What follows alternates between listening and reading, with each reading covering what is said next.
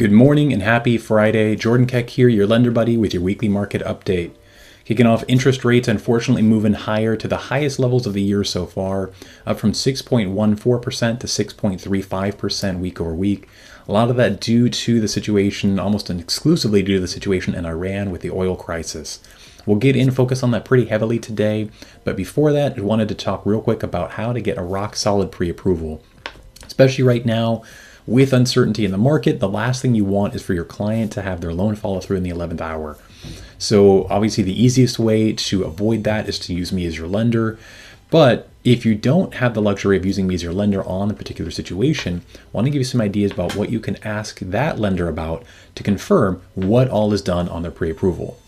Now, you may or may not know this, but there's no industry-wide accepted standard, oftentimes even company-wide standard, for what constitutes a pre-approval. That means it's really up to the interpretation of the loan officer to decide what they are comfortable with before giving a pre-approval. You, unfortunately, have likely had the experience of having a pre-approval worth less than the paper that it was written on.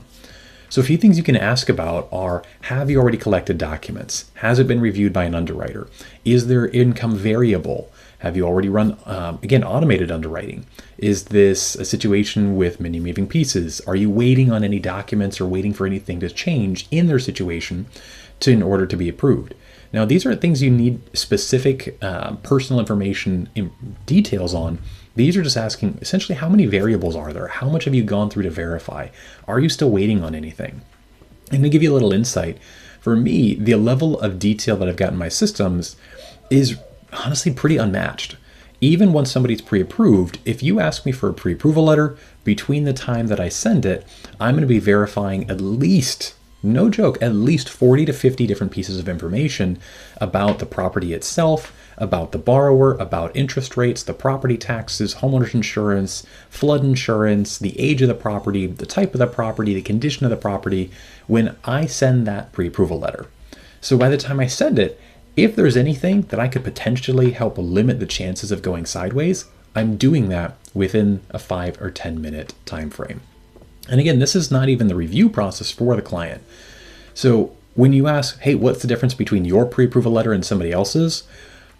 That's the difference there. Next, as far as getting into oil prices here this week, we saw oil spike as high as almost $120 a barrel before moving lower.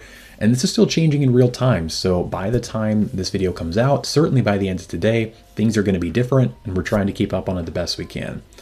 But they spiked up to $119 a barrel from what was a standard of around $65 a barrel not long ago, mostly due to the Strait of Hormuz being closed. And then the most recent spike here was due to a new leader being named in Iran, who's anticipated to be a hardliner, digging in his heels and making the markets think the situation in Iran will not be resolved as quickly as originally hoped. Coming back from that high of 119 a barrel was news from the G7 summit that they were considering a consolidated emergency oil reserve release, which would drop prices down to about $100 a barrel. And they ended up confirming a 400 million barrel reserve being released. Now, it still has continued to bounce around on this, so we'll see where things end up going. There have been more attacks on ships in the Persian Gulf, and the U.S. is saying that they're not ready to be able to escort ships yet, which started another rally on oil here in this week.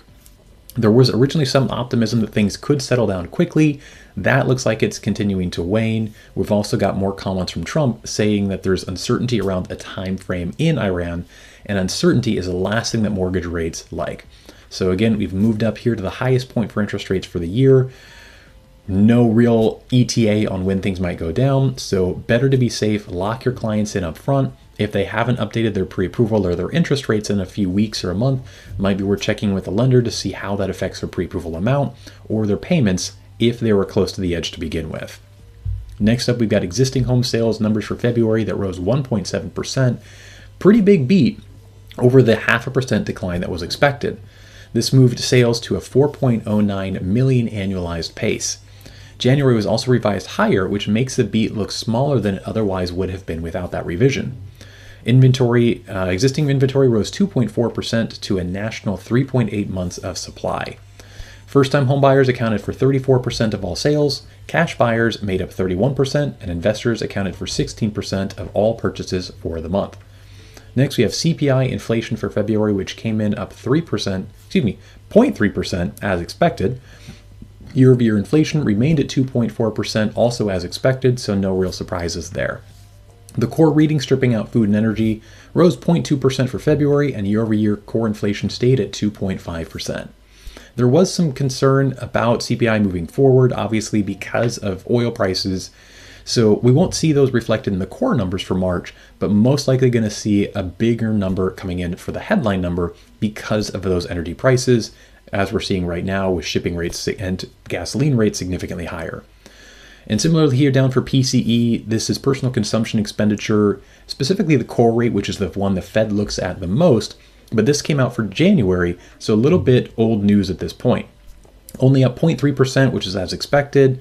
Year over year came in at 2.8, which is below the 2.9, partly due to rounding on that one.